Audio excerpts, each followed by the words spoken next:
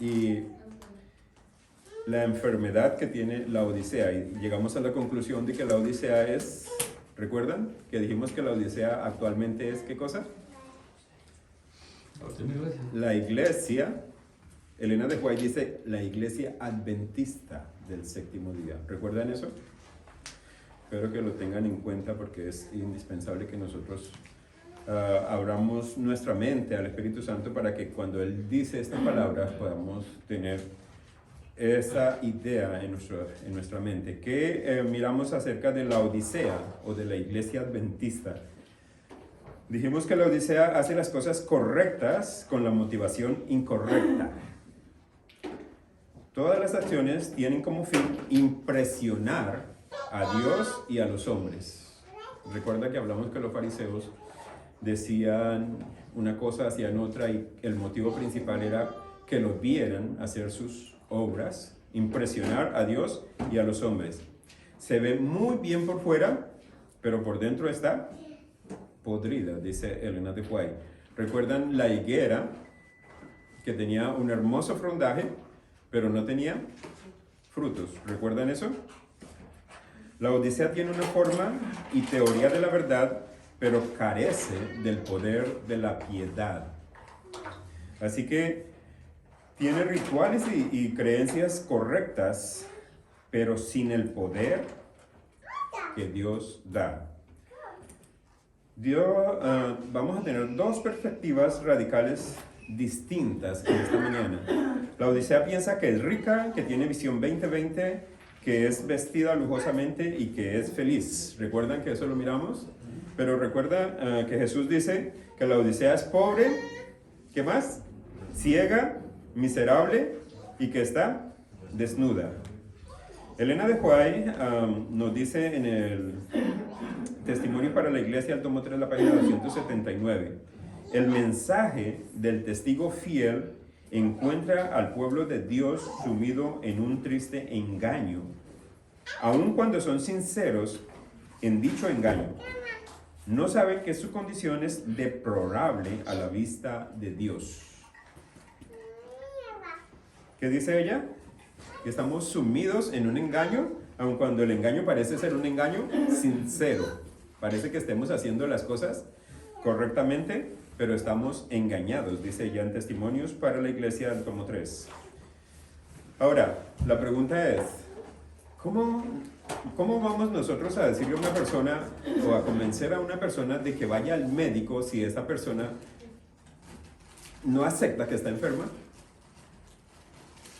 ¿Es probable que la convenzamos de que vaya a visitar al médico?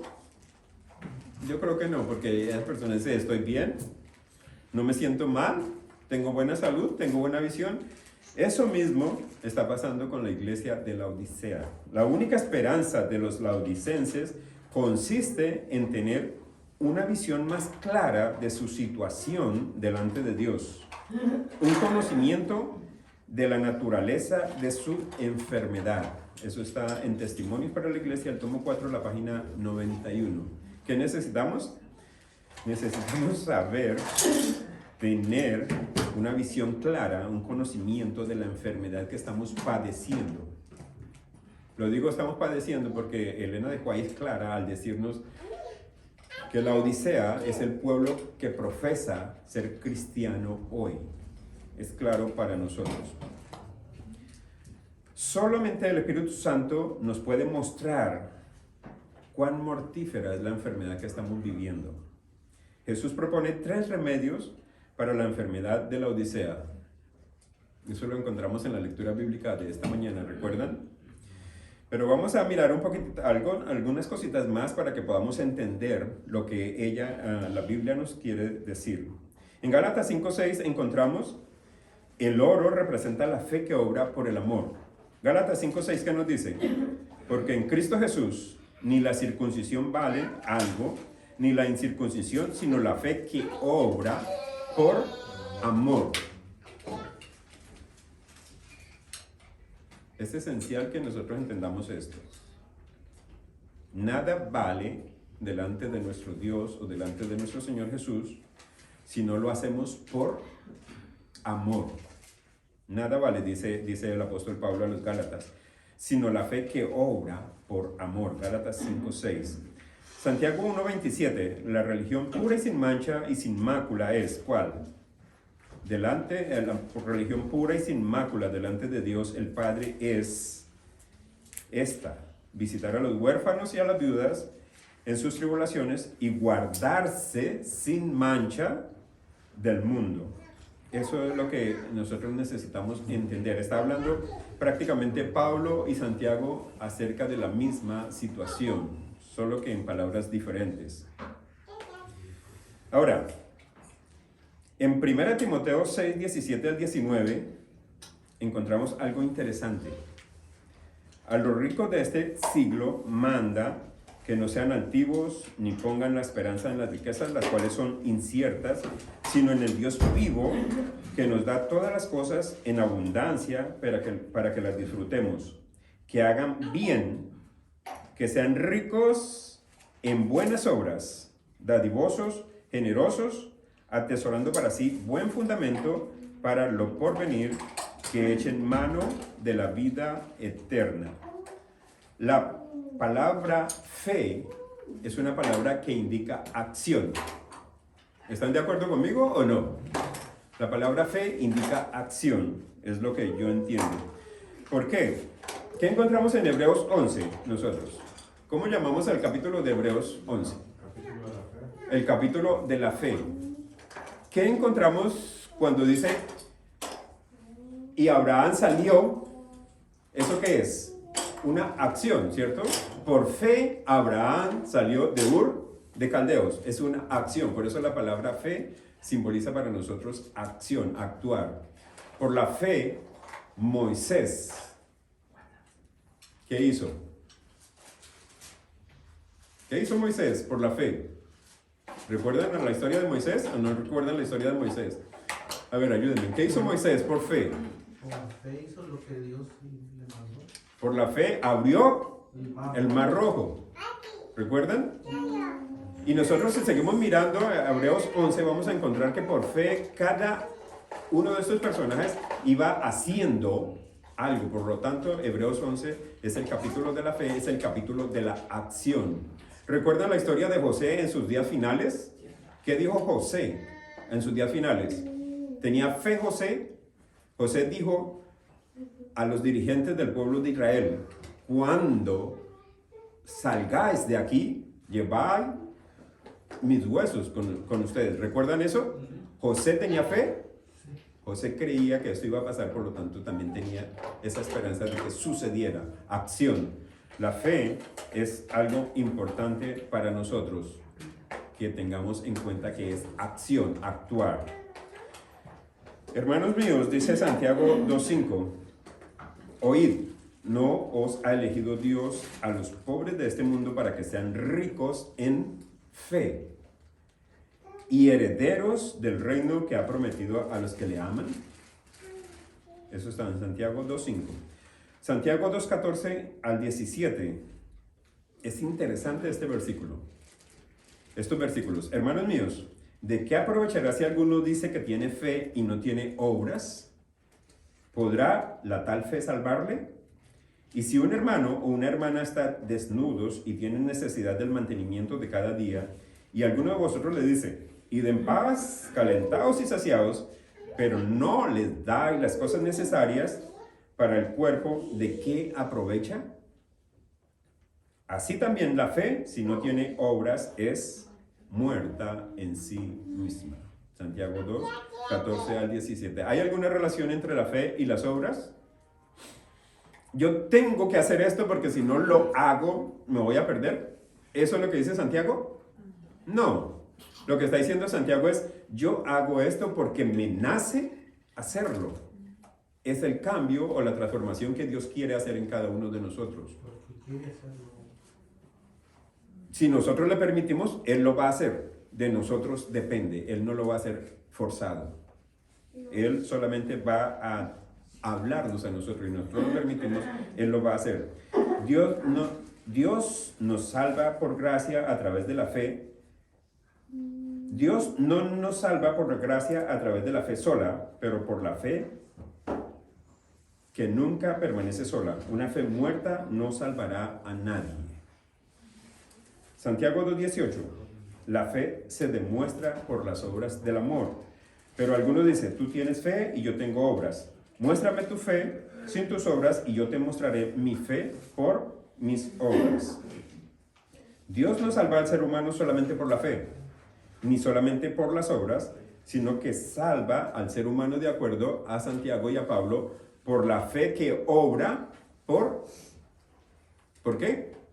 Por amor, porque le nace, no porque tiene que hacerlo, no porque debe de hacerlo, porque si no lo hace, se va a perder o algo malo va a pasar.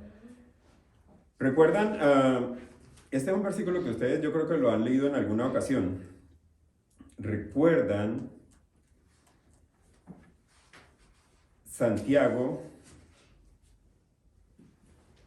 donde dice que los demonios también qué cosa hacen? Creen. Y fuera de creer, ¿qué hacen? Tiemblan. ¿Lo hacen por amor? No. Lo hacen por miedo. Es totalmente diferente. Así que, mis apreciados hermanos, es necesario que nosotros tengamos en cuenta esto. Más quiere saber, hombre vano, que la fe sin obras es muerta. ¿No fue justificado Abraham por las obras cuando ofreció a su hijo Isaac sobre el altar? Eso está en Santiago 2, 20 y 21. Pablo emplea el ejemplo de Abraham cuando obedeció a Dios y salió de Ur de Caldeo. Santiago usa el ejemplo de Abraham hacia el final de su vida, cuando sus obras revelaron que su fe era genuina. No están en controversia. Muchas veces nosotros pensamos que Pablo está diciendo el cristiano es salvo por fe. Santiago dice el cristiano es salvo por fe y obras. No hay ninguna controversia acá. Están hablando del mismo personaje, de la misma historia, pero en diferentes circunstancias. Pablo está diciendo, Abraham tuvo fe y salió, obedeció, caminó. Santiago está diciendo, Abraham por fe vivió, actuó. Es lo mismo para nosotros. Nosotros por fe hacemos lo que Dios quiere que hagamos. Salimos del mundo donde vivimos y vivimos la vida que Él desea que vivamos. Es lo mismo que San Pablo y Santiago están diciendo para nosotros. El énfasis de Pablo, como se ve, es cómo se salva una persona. Y Santiago es cómo debe vivir una persona que ha sido salva. Es claro, ¿verdad? Cómo nos salvamos nosotros y cómo vivimos cuando somos salvos. Porque, de acuerdo a lo que yo entiendo, si estoy mal, por favor me ayudan a aclarar. Cuando yo acepto al Señor Jesús como mi Salvador personal y me bautizo, empiezo a vivir como un salvo. Y vamos a ver más adelante que Elena de White me dice que yo recibo la justicia o el manto de justicia del Señor Jesús. Entonces, si eso sucede cuando yo empiezo a vivir mi vida cristiana, estoy tomando el ejemplo de Pablo, pero entonces tengo que ir a Santiago para mirar cómo debo empezar a vivir mi vida cristiana. Es lo que el Señor nos está diciendo a nosotros como adventistas del séptimo día, o el mensaje que está mandando a la iglesia de la Odisea, la última iglesia, en el periodo de tiempo que el Señor nos dio como profecía. Santiago 2:22 dice, ¿no veis que la fe actuó juntamente con sus obras y que la fe se perfeccionó por las obras? No está diciendo nada más, sino aclarándonos lo que nosotros estamos diciendo en esta mañana. Y se cumplió la escritura que dice, Abraham creyó a Dios y le fue contado por justicia y fue llamado amigo de Dios. La pregunta mía en este momento es, ¿podemos nosotros ser amigos de Dios? ¿Cómo nosotros podríamos decir eso con seguridad? Vamos a ir un momentito a San Juan, el capítulo 15, el versículo 14. ¿Quién me ayuda con ese versículo? San Juan 15, 14. ¿Quién lo encuentra primero? San Juan 15, 14, ¿qué nos dice? Dice, vosotros sois mis amigos, si hacéis lo que yo os mandaba. ¿Quiénes son los amigos de Dios? ¿A quién le está escribiendo el apóstol Juan en este momento? a los que siguen al Señor Jesús, a los que están haciendo la voluntad del Señor Jesús. Es claro lo que Él está diciendo. Vosotros sois, ¿qué cosa? Mis amigos, pero Él no se queda ahí. Él sigue diciendo, ¿sí qué cosa hacen? Si hacéis lo que yo os mando. ¿Podemos ser amigos de Dios hoy? Sí, con seguridad lo digo. Podemos ser amigos de Dios hoy porque el Señor Jesús me está diciendo que yo puedo ser su amigo o Él quiere ser mi amigo, solamente debo hacer lo que Él me dice que haga. Es así de sencillo. Vosotros sois mis amigos. Y espero que ojalá sea una realidad en nuestras vidas personales. Que seamos amigos de Dios. Santiago 2:24, vosotros veis pues que el hombre es justificado por las obras y no solamente por la fe. Mire lo que nosotros a veces pensamos que es controversia. Pablo estaba luchando contra aquellos que creían que la fe sin obra, que creían que las obras sin la fe los podía salvar. Eso es lo que estaba Pablo explicando en aquel momento, con las personas que estaba luchando. Santiago estaba lidiando contra aquellos que decían tener fe, pero no tenían obras correspondientes. Están hablando de lo mismo, solo que en dos situaciones diferentes. Pablo con los que están empezando a creer, Santiago con los que ya conocen.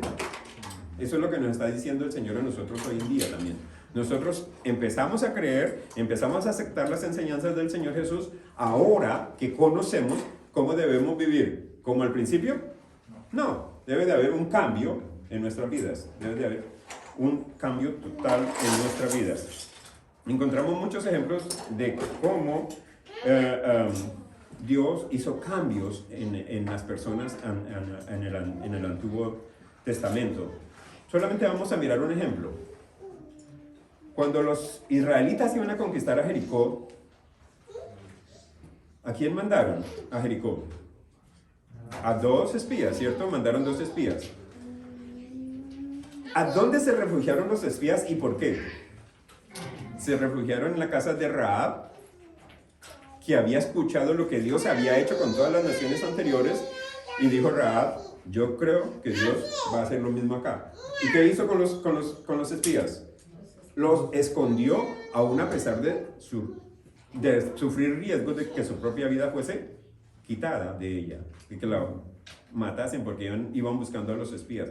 Aún así, ella hizo esto porque confió, actuó de acuerdo a lo que conoció de Dios.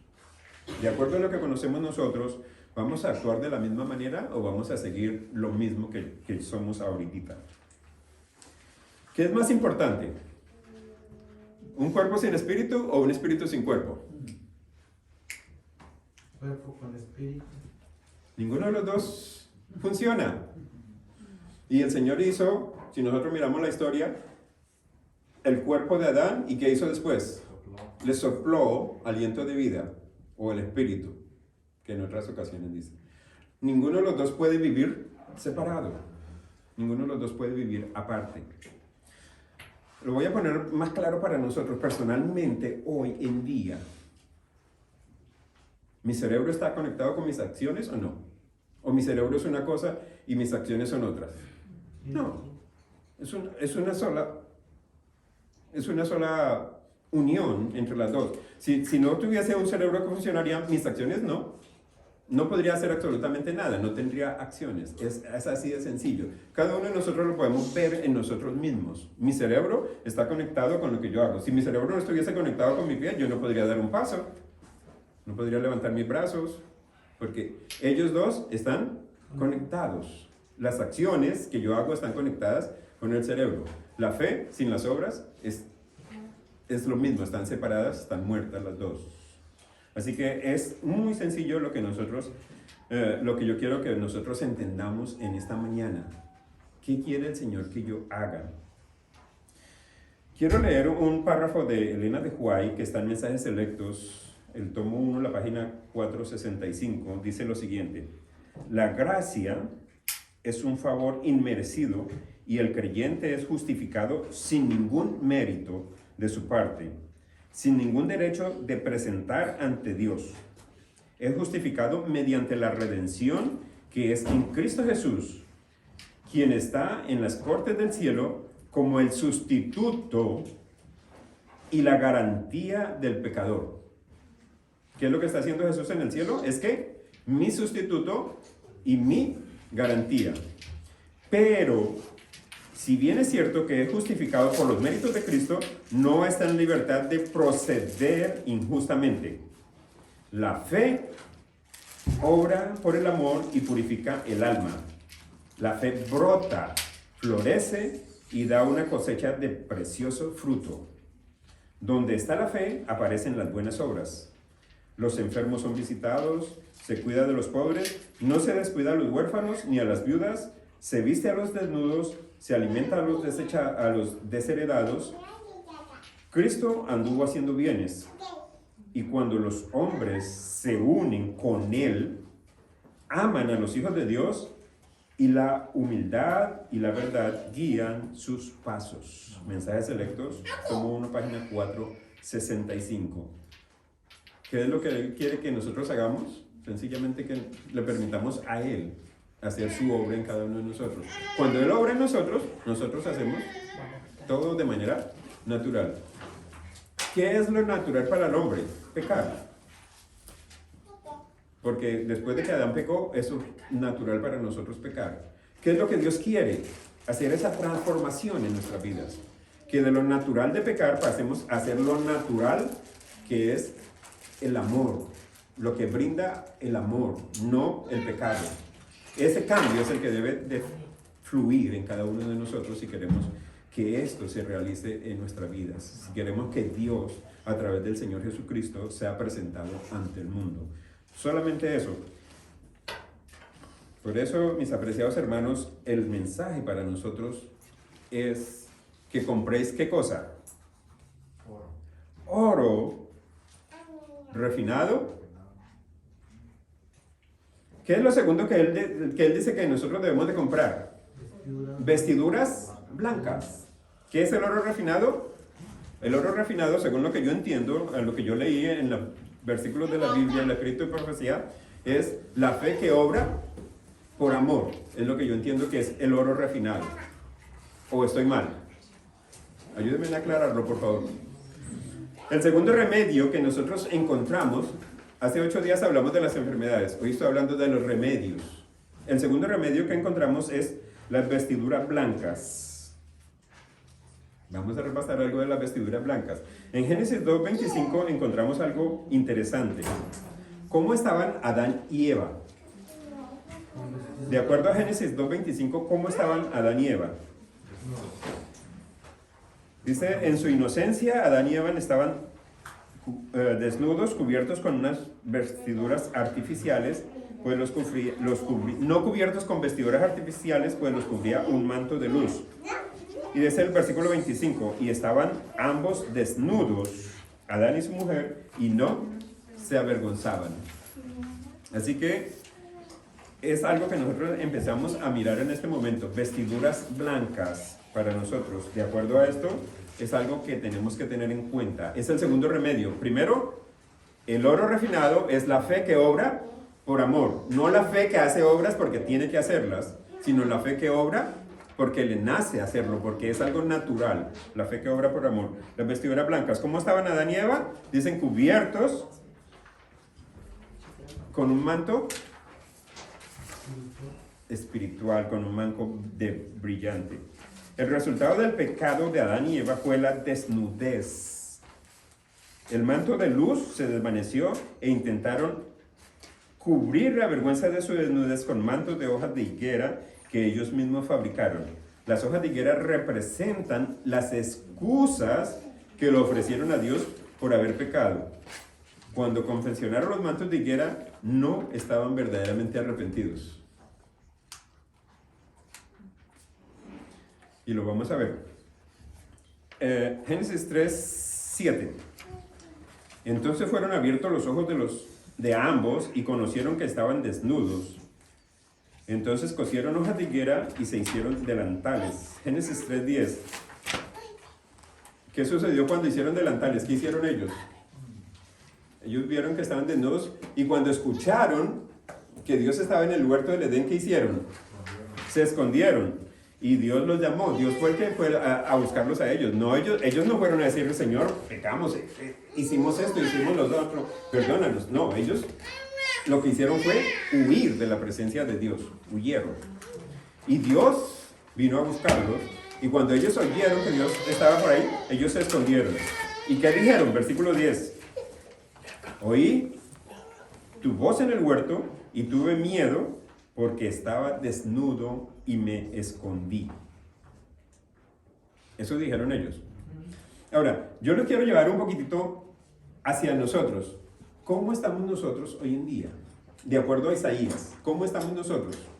¿Recuerdan el versículo de Isaías donde dice, le voy a dar las citas, Isaías 64:6, donde dice, si bien todos nosotros somos como suciedad y todas nuestras justicias como trapos de inmundicia.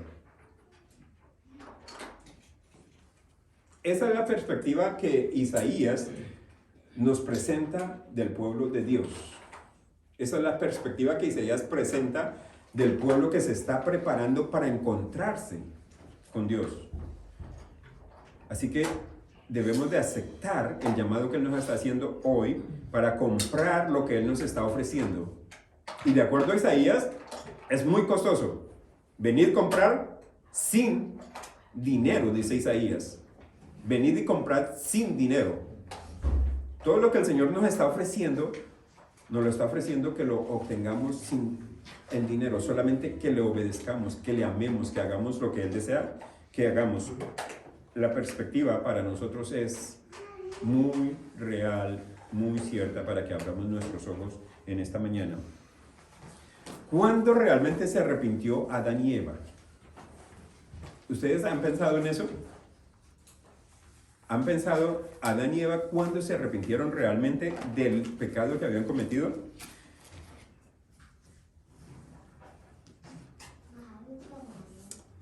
Si nosotros miramos en Génesis 3:21, y Jehová hizo al hombre y a su mujer túnicas de pieles y los vistió. ¿Qué significa eso para nosotros? Eso está en Génesis 3:21. Dios hizo algo para ellos. ¿Qué significa eso para nosotros?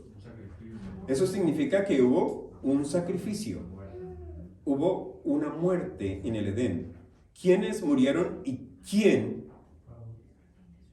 actuó para que esos animalitos murieran? ¿Dios? ¿Dios mató a los animalitos? No.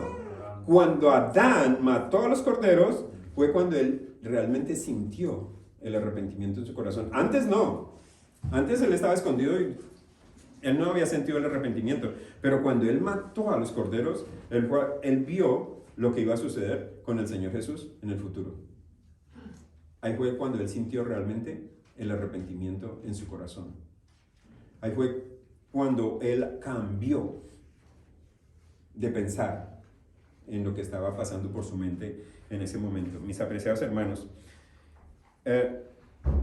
Isaías 61:10 nos dice, los mantos representan la justicia. En gran manera me gozaré en Jehová, mi alma se alegrará en mi Dios, porque me vistió con vestiduras de salvación, me rodeó con mantos de justicia, como a novio me atavió y como a novia adornada con sus joyas. Isaías 61:10. ¿Cuándo nosotros podemos hacer ese cambio que hubo en Adán? ¿Cuándo nosotros podemos hacer ese cambio? Cuando vemos nuestra vida y la comparamos con la del Señor Jesús. No cuando vemos nuestra vida y la comparamos con el pastor de la iglesia o con el primer anciano de la iglesia o con el director de diáconos. No. ¿Recuerdan que eso dijimos hace 8 días? Que a veces nosotros tenemos ese problema de compararnos con los demás. ¿Con quién debemos compararnos? Con Jesús. Él es nuestro ejemplo. Él lo dijo muy claro, porque ejemplo os he dado para que como yo haga, vosotros también hagáis. Así que, mis apreciados hermanos, es necesario que nosotros acudamos al Señor Jesús y compremos esas vestiduras blancas, que son la justicia de Cristo. que son la vida perfecta de nuestro Señor Jesucristo cuando estuvo en la tierra, en otras palabras. Eso es lo que Él nos está ofreciendo, la vida perfecta que Él vivió. Yo no puedo ser perfecto como Él, pero puedo aceptar lo que Él me está ofreciendo para ser cubierto con su justicia. Por eso cuando el Padre en el juicio observa a cada uno de los que han aceptado eso, ¿qué ven? ¿Mi justicia propia? No, cuando yo he aceptado al Señor Jesús, Él ve la justicia de Cristo en mí. Él no ve mis pecados, Él ve la perfección del Señor Jesús. ¿Pero qué debo yo hacer? Sencillamente aceptar lo que Él me está ofreciendo. Cuando yo acepto lo que Él me está ofreciendo, mi vida va a ser como la que Él desea que yo viva. Hay muchos versículos que mirar, pero yo quiero que nos detengamos en algo más interesante en esta mañana, y es unos párrafos de Elena de White para nosotros. Este manto tejido en el altar, eso está, ahorita les voy a dar la cita, este manto tejido en el altar, yo creo que ustedes tienen eso en las hojitas que les dieron. Este manto tejido en el altar del cielo no tiene un solo hilo de invención humana. Cristo, en su humanidad, desarrolló un carácter perfecto y ofrece impartirnos a nosotros este carácter. ¿Qué es lo que está pasando? Cristo vivió perfectamente, ¿y qué quiere Él? Que nosotros aceptemos o tomemos también eso. Como trapos asquerosos son todas nuestras justicias. Todo cuanto podamos hacer por nosotros mismos está manchado por el pecado, pero el Hijo de Dios apareció para quitar nuestros pecados y no hay pecado en Él. Se define el pecado como, ¿qué cosa? Transgresión de la ley. Pero Cristo fue obediente a todo requerimiento de la ley. Él dijo de sí mismo: me complazco en hacer tu voluntad, oh Dios mío, y tu ley está en medio de mi corazón. Cuando estaba en la tierra, dijo a sus discípulos: he guardado los mandamientos de mi Padre. Por su perfecta obediencia ha hecho posible que cada ser humano obedezca los mandamientos de Dios. Y este párrafo que sigue, ¿qué creen ustedes de él? Cuando nos sometemos a Cristo, el corazón se une con su corazón. ¿Qué cosa? Mi corazón se une al corazón de Cristo. ¿Qué más sigue diciendo? La voluntad, mi voluntad se fusiona con su voluntad. ¿Y qué más? La mente llega a ser una con su mente. Los pensamientos se sujetan a Él. Vivimos su vida.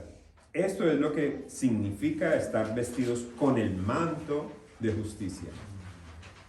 Entonces, cuando el Señor nos contempla, Él ve no el vestido de hojas de higuera, no la desnudez y deformidad del pecado, sino su propia justicia, su propia ropa de justicia, que es la perfecta obediencia a la ley de Jehová. Palabras de vida del Gran Maestro, a la página 253. Yo creo que Elena de White es clara al decirnos cuáles son las vestiduras blancas. La perfecta obediencia a la justicia o seguir, en otras palabras, el perfecto ejemplo de nuestro Señor Jesucristo cuando estuvo en la tierra. Yo creo que es lo más esencial que nosotros podemos sacar en estos momentos. Primer remedio, oro refinado con fuego, que son las obras hechas por amor. Las vestiduras, la perfecta obediencia del Señor Jesucristo, cuando yo la acepto y vivo como Él desea que yo viva. Las vestiduras blancas que están representadas en lo que acabamos de leer. ¿Qué más Él nos sigue diciendo? ¿Qué más necesitamos comprar? El colirio. Es la tercera cosa o el tercer remedio que Él nos está ofreciendo a nosotros en esta mañana. ¿Qué dijo el Señor Jesús de los fariseos? En San Mateo 15:14 nos dice: dejadlos, son ciegos, guías de ciegos. Y si el ciego guiara al ciego, ambos caerán en el hoyo. En San Mateo 23, el versículo 16, 17, 19, 24 y 26, 5 veces Jesús habla de lo mismo. 5 veces Jesús está refiriéndose a los líderes espirituales como guías ciegos. Guías ciegos. ¿Recuerdan cuando Jesús sanó al ciego de nacimiento? ¿Recuerdan que Jesús sanó al ciego de nacimiento? El ciego se presentó, lo encontraron los sacerdotes y los rabinos que estaban allí, y se encontraron todos tres allí, los rabinos, los sacerdotes, el ciego y Jesús. ¿Qué dijo Jesús del ciego? El ciego ve, y los conocían de Dios que eran ciegos. El ciego, ¿por qué veía? Porque había aceptado al Señor Jesús y lo que Él había ofrecido para él, para su salvación. ¿Qué sucedía con la otra parte? Conocían, pero no aceptaban lo que el Señor les ofrecía a ellos. Eran ciegos espirituales. El ciego que había sido ciego natural, ciego de su vida literal, ahora veía, y no solamente veía naturalmente, sino que veía lo que Dios le había ofrecido, y veía espiritualmente más allá de lo que veían los que eran los sacerdotes, los rabinos y todos los que se encargaban de las leyes de ese entonces. Por eso el Señor Jesús dijo: para juicio he venido yo a este mundo, para que los que no vean, vean, y los que vean sean cegados. Eso está en San Juan 9:39. Y mire cómo Elena de White aplica los 3 remedios en uno de sus párrafos. Los 3 remedios los aplica ella. Dice, creo que tienen también esa cita ustedes, ahí está en Testimonios para la Iglesia. El oro probado en el fuego que se recomienda aquí es la fe y el amor. Enriquece el corazón porque ha sido refinado hasta su máxima pureza. Y cuanto más se prueba, tanto más resplandece. Eso es el oro del cual está hablando Elena de White, del cual está hablando Juan a cada uno de nosotros en esta mañana, que debemos de tener en cuenta. Juan a la última de las iglesias. La vestidura blanca, ¿qué es?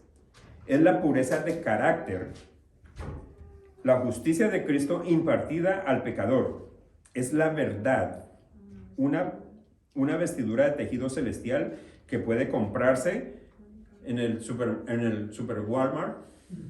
¿Es lo que dice? Únicamente de Cristo, para una vida de obediencia. ¿Para qué se compra esta vestidura, o para qué se recibe? ¿Para seguir como si nada pasara en nuestras vidas? No, dice para una vida de obediencia voluntaria. No es algo que me está obligando, no es algo que yo tenga que hacer, sino que yo decido hacerlo, que me nace hacerlo.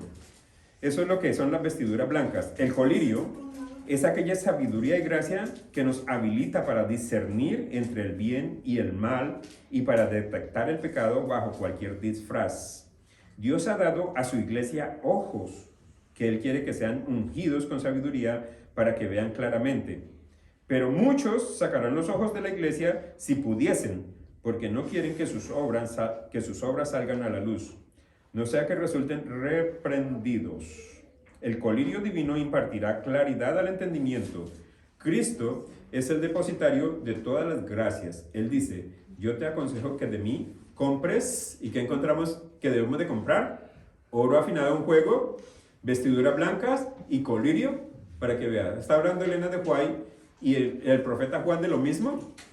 Está diciéndonos a nosotros exactamente lo mismo. Nos está hablando de lo mismo.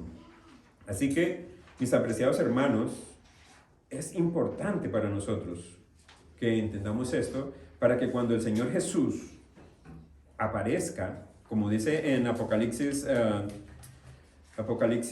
16:15, he aquí yo vengo como ladrón, bienaventurado el que vela y guarda sus ropas para que no ande desnudo y vean su vergüenza. ¿Qué debemos de hacer nosotros? ¿Cuál es el llamado que el Señor Jesús nos está diciendo a nosotros? Apocalipsis 3:20, ¿lo conocemos? Lo hemos repetido muchas veces, creo.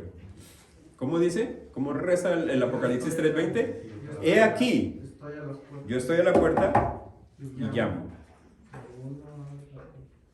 Entraré con él y cenaré. ¿Qué quiere él que nosotros hagamos? Que Que abramos la puerta. La puerta no tiene cómo abrirse por fuera. La puerta de la cual está hablando él solamente se abre de adentro, de la parte de adentro. ¿Qué tantas cosas hay en nuestro corazón que nos impide abrir esa puerta?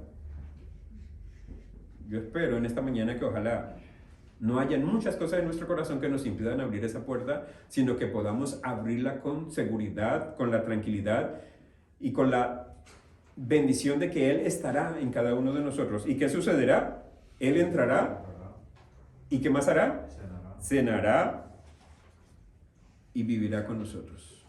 Amén. ¿No les parece eso importante? ¿Queremos vivir con Él? Yo deseo de todo corazón que esto suceda. Pero ¿qué sucede con nuestros corazones? ¿Qué hay en cada uno de nosotros? Hay algunas clases de corazones egoístas en el pueblo de Dios. ¿Cómo cuáles?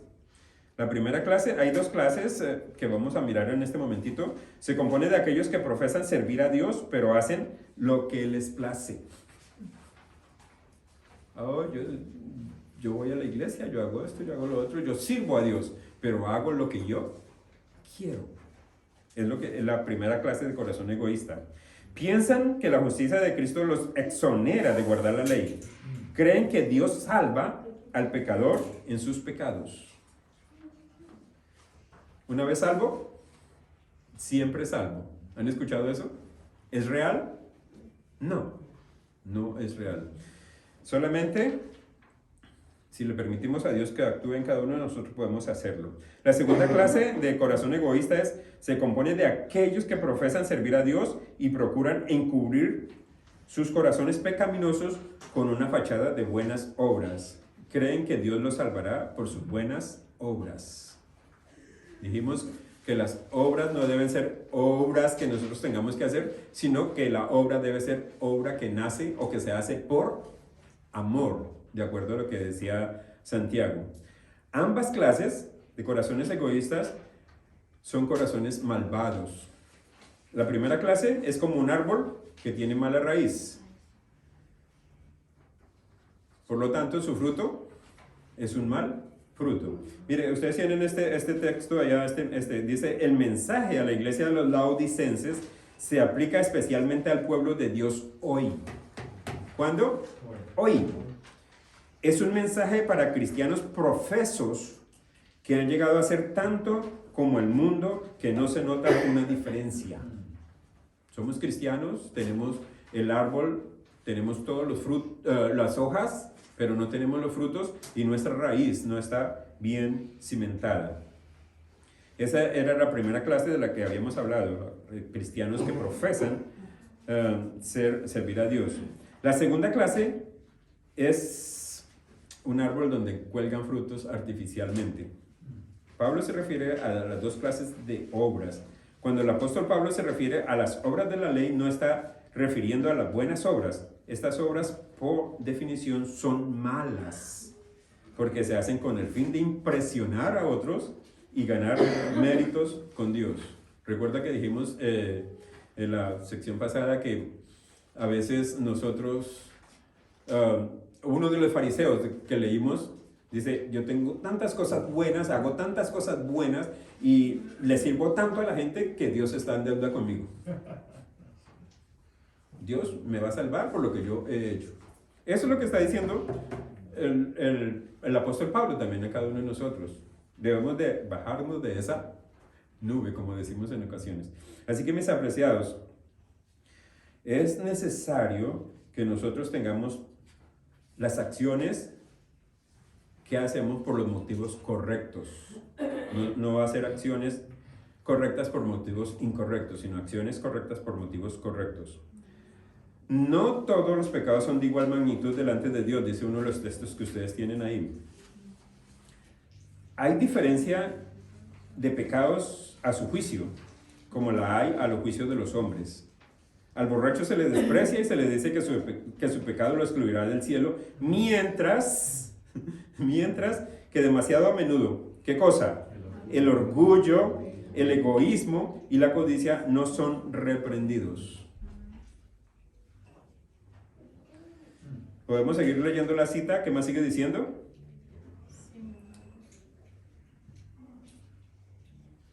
Sin embargo, son pecados que ofenden en forma especial a Dios, porque contrarían la benevolencia de su carácter, ese amor abnegado que es la misma atmósfera del universo que no ha caído. El que comete alguno de los pecados más groseros puede avergonzarse y sentir su pobreza y necesidad de la gracia de Cristo, pero el orgulloso no siente necesidad alguna y así cierra su corazón a Cristo y se priva de las infinitas bendiciones que Él vino a derramar. Camino a Cristo, la página 29 y 30. Voy a pasar muchas cositas de estas por alto porque el tiempo va avanzando demasiado rápido. En el deseado de toda la gente, en la página 567, es el motivo lo que da carácter a nuestros actos, marcándolos con ignominia o con alto valor moral. Hijos e hijas de Dios, la página 173. Cada acto deriva su valor del motivo que lo produjo. Todo curso de acción tiene un doble carácter e importancia. ¿Es virtuoso o malo? ¿Correcto o erróneo? De acuerdo con el motivo que lo impele. Eso está en Conducción del Niño, en la página 186.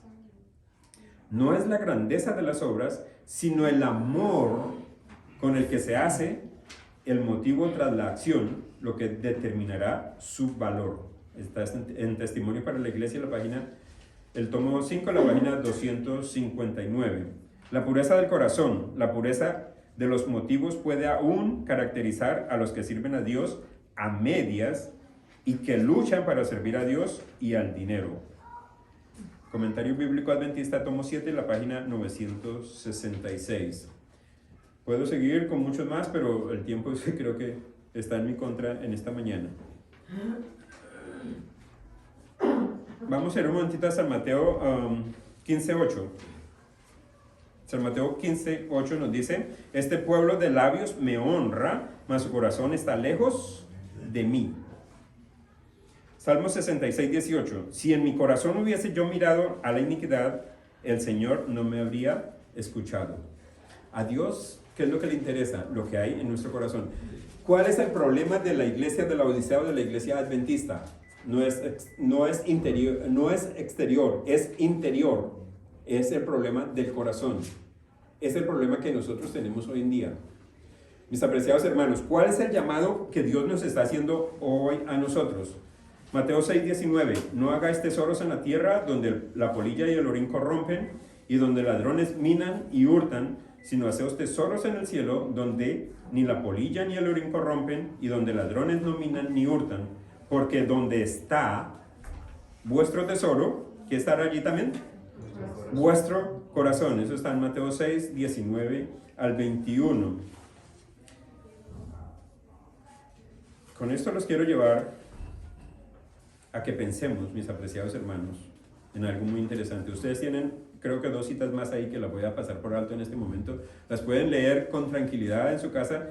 Es interesante. Hay una que, bueno, sí hay una que sí la quiero leer, porque es muy importante para nosotros en esta mañana, para que terminemos casi con ella. El consejo del testigo fiel no representa a aquellos que son tibios como sin esperanza. ¿Para quién es el mensaje? Para mí, hoy. Porque yo estoy en la última etapa de las iglesias de este mundo, la iglesia de la Odisea o la iglesia adventista. Todavía hay una oportunidad para que remedien su condición y el mensaje laodicense está lleno de ánimo.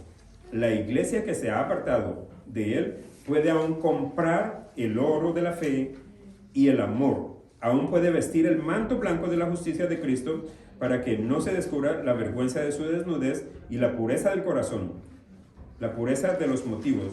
Todo puede ser una característica de aquellos que están desanimados y se esfuerzan por servir a Dios y a Mamón. Todavía pueden lavar sus vestidos del carácter y emblanquecerlos en la sangre del Cordero. ¿Tenemos oportunidad hoy todavía? Sí, tenemos oportunidad hoy todavía. Dios nos está dando a nosotros esa oportunidad todavía. ¿Queremos aprovecharla? Amén. Depende de cada uno de nosotros de manera individual. Termino con este texto porque este párrafo me colmó. Cuando nos sometemos a Cristo, quiero que este sea el deseo de cada uno de nosotros en esta mañana. Quiero que esto sea lo que brote de nuestros corazones en esta mañana. Cuando nos sometemos a Cristo, el corazón se une con su corazón. La voluntad se fusiona con su voluntad. La mente llega a ser una con su mente. Los pensamientos se sujetan a Él. Vivimos su vida. Esto es lo que significa estar vestidos con el manto de su justicia. Entonces, cuando el Señor nos contempla, Él no ve el vestido de hojas de higuera, no la desnudez y la deformidad del pecado, sino su propia ropa de justicia, que es la perfecta obediencia a la ley de Jehová. Amén. Con esto en mente, mis apreciados hermanos, vamos a elevar nuestros corazones y vamos a colocarnos en las manos del Señor, si es el deseo de cada uno de ustedes, para que Él haga su obra y nos prepare para encontrarnos con Él, porque vamos a encontrarnos con Él de una o de otra manera, en un o en otro grupo. Nos vamos a encontrar con Él para vergüenza eterna o para vida eterna. ¿Cuál camino queremos escoger? De cada uno de nosotros depende. Dios nos está dando la opción. Aprovechémosla mejor y vivamos para su honra y para su gloria. Amén. Padre eterno, en tus manos estamos. Permite que podamos abrir nuestro corazón de tal manera que tú hagas tu voluntad en cada uno de nosotros y podamos hacer de ti lo primero, lo más grande, lo único en nuestras vidas, y que podamos servirte de tal manera que el mundo vea que tú eres lo máximo en el universo. Tu bendición nos acompañe y nos haga vivir para tu honra y para tu gloria. Lo agradecemos, Padre, en el precioso nombre de Cristo Jesús. Amén. Amén.